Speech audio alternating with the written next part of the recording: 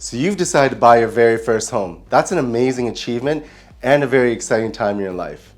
Today I'm going to tell you the most common errors that first-time home buyers make, and by the end of this video, you'll be able to fully prepare yourself to avoid these costly mistakes so that you'll have the best home buying experience possible. I've helped countless first-time home buyers successfully navigate through these uncharted waters, and by helping them to prepare properly and avoid these mistakes, they can focus on the fun parts like viewing the homes, winning the offer, and ultimately the feeling of pride and joy they get when they're handed the keys to their very first home. And if it's your first time here, make sure you hit that subscribe button and notification bell because you don't want to miss out on part 2 of this video. And also, we're constantly coming out with more valuable real estate and mortgage tips and tricks for you guys. So let's get started. Error number 1 is not getting a pre-approval for a mortgage before you start looking at homes. Trust me, I get it. You're super excited right now and you want to get in homes right away, but make sure you don't skip this important step because you might be setting yourself up for possible disappointment. For example, you fall in love with a $500,000 single-family home, but when you go and get your approval afterwards, you find out you're only qualified for $400,000 and you have to give up that property. And that's super heartbreaking. On the other side, maybe you thought you're only qualified for $300,000 and you settled a bit on the property that you buy, and then later when you go and get qualified afterwards, you find out you could have qualified for $400,000 and could have bought the home that you really loved with all the upgrades that you're looking for. There are a ton of mortgage calculators out there and information on the internet, but it does not replace the need to get a pre-approval because lenders are the ones that decide what you're qualified for and it's not within your control. Why not take the guesswork out of the equation? Getting a pre-approval first definitely has its benefits. Number 1, you can go out there and shop with confidence because now you have a pre-approval that helps you to determine what type of property you buy and in which community. Secondly, it protects you from rising interest rates. For example, usually you can lock in a rate up to 120 days, but if rates go up during that period of time, then you're going to get the lower rate that you're locked in at. And if rates go down during that period of time, then you'll get the benefit of the lower rate. Now this is very, very important. A pre-approval is not a final approval. So make sure during that time, you don't purchase anything on your current credit or open any new lines of credit or credit accounts because that could jeopardize your final approval and it could mean the difference between buying the home that you love or missing out on it. For a recommendation for one of the best mortgage brokers that I know in Alberta, just let me know. He may be small in stature, but he has a huge heart. Felix is great because he's truly invested in his clients and he works with them earlier on in the process so that if there's anything that needs to be approved to unlock the better approvals that you'll get, he will definitely give you the advice for that. The second error that I see first-time home buyers make is not understanding their why. So you've probably already started a checklist of what you're looking for a home, and let's just say you put there 3 bedrooms, double garage, and finished basement. Now what I'm talking about is I call this the vision exercise because if we can link what we're looking for with why, then we can gain the clarity that we need to be able to rank them by importance. And when we go through homes, we can actually envision how each home is going to enhance our lifestyle, not only today, but also for years to come. So let's do a quick example so that you know how to get to your whys and also how to use the vision exercise to help you. Let's take John and Stacy. They're a couple and they want to buy a home that they can eventually have a family in. So they've written onto their list their whats, and they have 3 bedrooms, a double garage, and a finished basement. So how do we link those to our whys? We'll take the 3 bedrooms, and they've discussed before that they want to eventually have 2 children.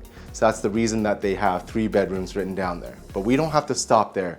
We can actually dive a bit deeper to understand that they've discussed before that they want to have the children pretty similar in age. So maybe it's more ideal for them to have all 3 bedrooms actually on the same floor so that it's easier for John and Stacy to take care of the kids, and one of them does not need to live in the basement. So now the 3 bedrooms, which was what we started with, has become 3 bedrooms on the same floor. Now that's the proper vision because what we're looking for is actually linked highly with why.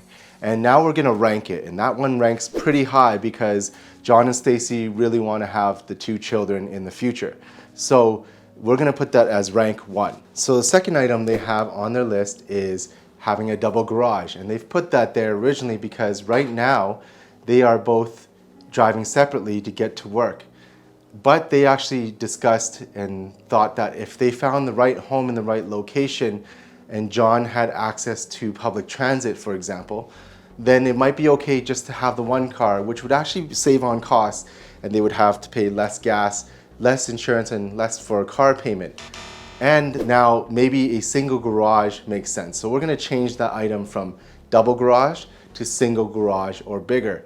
And we're going to rank that one pretty high up, and it's going to be second in position because either way they do want to have a garage. So the third item on their list is a finished basement. And John and Stacy have discussed why they need this finished basement, and they decided that it's really for their children to have an extra playroom in. And because they don't have these children yet, they don't necessarily need a finished basement right now. So we're actually going to change this item from finished basement to an unfinished basement or finished basement. And that way it opens up many more homes that they can look at that might be a great fit right now, and they can choose to develop a basement later. So now John and Stacy are ready to choose the home that fits most of their criteria that rank higher on their list, because I'm going to bust a huge myth here. The perfect home does not exist. However, if you know your why and also have clarity in what your vision looks like, you'll be able to come very, very close. It's important to note that this vision exercise is ever evolving, and don't be surprised when things change on that list or rank differently. And if you have a partner, I recommend that you guys do it separately first, because everyone has a different vision, and then sit together and discuss, decide, and rank those items together. If you still need more help, I've included my free vision exercise template in a download link below in the description. The third error I see first-time home buyers make is not knowing all the costs beforehand. And these are things like your lawyer fees, your home inspection, your appraisal, your title insurance, and your down payment. Now, Felix already has a great video out there. It goes over the 10 costs of buying a home in detail. You can check that out here. Also, I'll leave a link in the description below. Of course, owning a home is not like renting or living at your parents' place. I've seen clients not account for all the costs that come with buying a home, but not only that, it's when they live in there already, there's also extra monthly expense. So one of those things is maintenance costs. You want to make sure that you save about 1% of your purchase price for maintenance costs per year. So for example, if you bought a $500,000 house, you want to make sure that you have $5,000 in your account just in case you need to fix anything or maintain your property.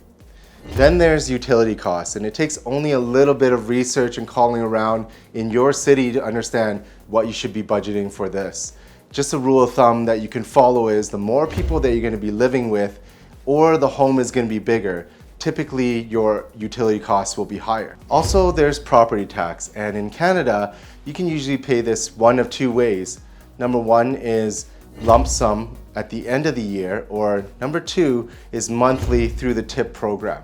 Now, I always recommend my clients to go through the TIP program and pay monthly because it's a little bit easier to budget for that, and you're not going to be stuck with a large property tax bill at the end of the year that maybe you forgot about or didn't account for. And the great thing about the TIP program is there's no fee or interest charge to pay monthly. And the last thing is home insurance, which is key to protecting your investment. Not only is it going to protect your belongings, but also from things like natural disasters. And the great thing is you can call around a few different insurance companies to get different quotes so that you can budget properly. And let's just give you an example.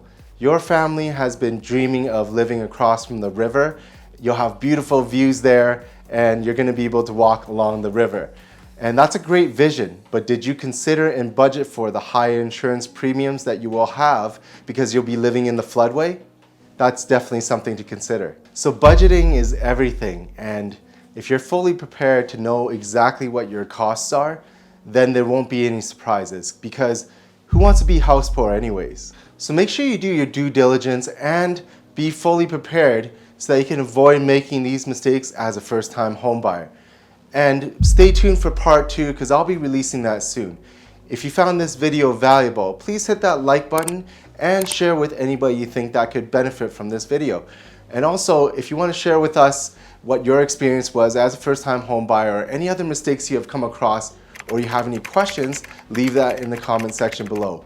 Please subscribe to our channel as we're going to come up with more real estate and mortgage tips for you.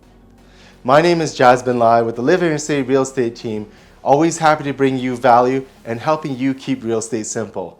We'll see you next time.